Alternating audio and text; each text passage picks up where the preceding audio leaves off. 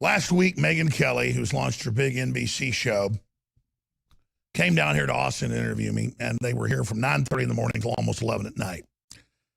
And Megyn Kelly lied to me several weeks before she came here, and she said that the interview was not going to be about Sandy Hook and the mass shooting there, and it was not going to be about Pizzagate and these other issues that the media always obsesses on and misrepresents what I've said and what I've done. She said, oh, we might mention those, but it's really just a profile on you. And I said, no, it's not, because all MSM does is hammer on that continually. It doesn't affect my listeners. They know you're liars, but I'm not going to do it. Just today, I called The View and said I'm not going to go interview them in 2 weeks. They wanted me on as well. Been on The View. It's boring. Bunch of zombies watch it. I don't need MSM. I don't need their, quote, validation or their attacks or any of it. They have zombies watching. So it'd be like giving a speech to a graveyard. It has no effect. But I decided to do the Megyn Kelly interview because I wanted to get the anatomy of a true psyop. And of course, I taped my conversations with her, and I taped the interview she did so I could show, just like we've seen with other reporters, how they edit it. So I'm not going to say, watch out, you might have been taped. You were taped. And I'll let you know that too, because my crew did it. Now,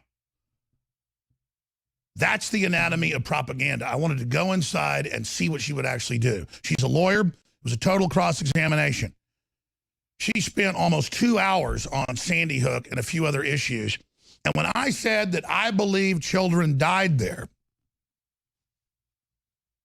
when I said I believe children died at Sandy Hook, as I've said for years, she kept coming back with answers saying, you believe nobody died. You believe Anderson Cooper was involved. You believe that Robbie Parker was involved, on and on and on. I said, no.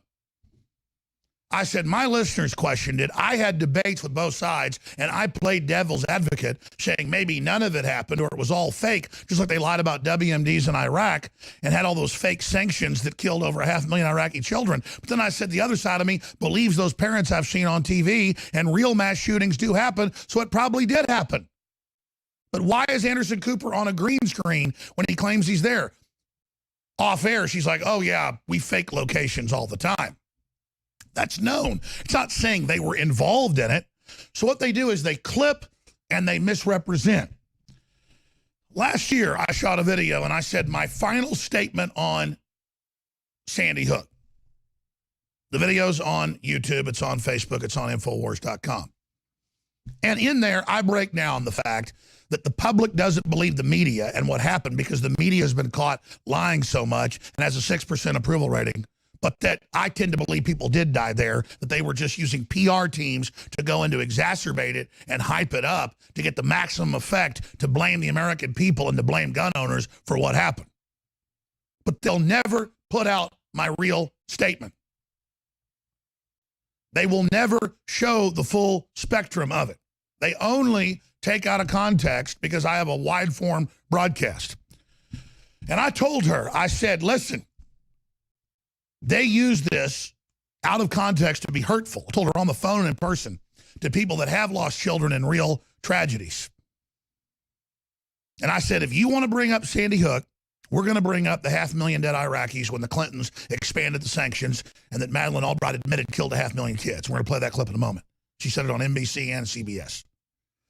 She said, oh, no, we're not going to really go there. It's a profile on you. And I said, bull. Every mainstream article is the same thing. I know there's a hit piece out on me to try to destroy independent media. I understand that. And then sure enough, they came here at 9:30. They did softball stuff until 9:30 at night, until almost 11. And it was cross-examination over and over again. And then I saw the 1 minute, 29-second promo piece they put out last night that created this national firestorm. And they did not have me in there saying that I believe children died at Sandy Hook. They had it edited where I sounded like I was saying nobody did, and the headlines are, I doubled down. And that's why I'm calling for the piece not to air next Sunday on Father's Day. I clicked this morning and I went, that's Father's Day. They want to sit there with fathers and families together, and they know I'm a father. The whole piece is about how I'm a father, and it all clicked. Make fathers look bad. Remember the Super Bowl 2 years ago and then again this year, how they had all the controversy over all the ads that demonized fathers? and said that fathers were bad and fathers weren't good? Let's pull that up. Just search engine, Super Bowl ads demonize fatherhood.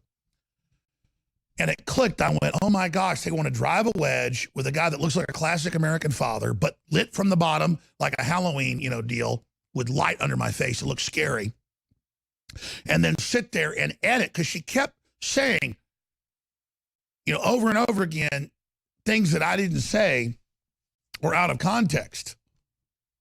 And so I realized something was weird, how she was tying fatherhood and being a father and my children, and then kept bringing up Sandy Hook, and it all clicked today. It's Father's Day. So I agree with the victims, the families of Sandy Hook. And I agree with the big banks that have come out and said they're going to boycott if it's not being pulled. I agree. I didn't want to talk about Sandy Hook. They're going to edit it where I say Sandy Hook never happened, like they always do. And I don't want to be a part of MSM's fake media and their hoax. I do not want to be part of this, because I believe mass shootings happen. I believe they exacerbate it and they blame it on the general public. When the general public